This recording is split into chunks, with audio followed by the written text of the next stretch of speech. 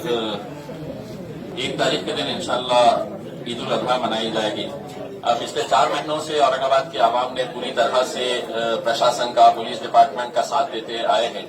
और हमें खुशी है कि प्रशासन और पुलिस ने पिछले 4 महीनों के अंदर जिस तरह का काम किया है,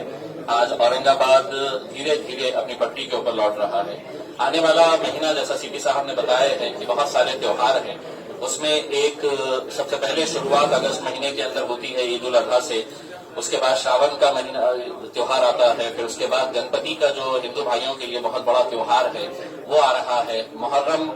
हमारे शिया भाइयों के लिए बहुत बड़ा त्योहार है। तो ये सब त्योहारों को देखते हुए हम चाह रहे हैं कि अब चूंकि बाजारें खुल गए हैं, मार्केट खुल रहा है धीरे धीरे, तो हम चाहते हैं कि इबादत गाहें भी खोली जाए, ताकि उसमें सिर्फ मस्जिदों की बात नहीं कर रहे हम, मंदिर, गिरजाघर हो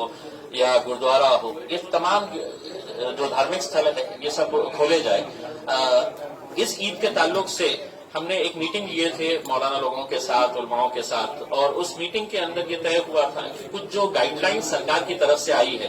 वो गाइडलाइंस के ऊपर चर्चा करने के लिए कि क्या सरकार के गाइडलाइंस ये दीनी एतबार से ये पॉसिबल है क्या फॉलो करना। उसमें एक ये था कि ऑनलाइन है तो आप जानवरों की फरोख्त कर सकते हैं, खरीद सकते हैं, तो ये है कि जो खरीदना चाहे वो खरीद सकते हैं, लेकिन छोटे मोटे किसान जो है जिनके पास छोटे 2-4 जानवर होते हैं, वो आते हैं मार्केट के अंदर, 2 पैसा कमाते हैं, तो वो हर एक के लिए मुमकिन नहीं है। जो खरीदना चाहे तो बिल्कुल वो खरीद सकते हैं ऑनलाइन, लेकिन जो नहीं खरीद सकते हैं उनके लिए अगर हम शहर के अंदर 6-8 जगह के ऊपर बड़े जो मैदान है वहां पर अगर हम बड़े मार्केट्स अगर एस्टैब्लिश कर दें, ताकि लोगों के अंदर एक हड़कंप न रहे, लोगों के अंदर एक कंफ्यूजन न रहे कि क्या होने वाला है करके, और इसको अभी से ही अगर कर देते हैं, अगले 2 दिन के अंदर हम इसको शुरू करवा देते हैं, तो ना सोशल डिस्टेंसिंग का प्रॉब्लम आएगा और ना कोई दूसरे इश्यूज आएंगे। साथ ही साथ पिछले 4 महीनों के अंदर चूंकि तमाम इबादत गाहें बंद थी, तो अब ये मांग उठने लगी है कि कम से कम ईद की नमाज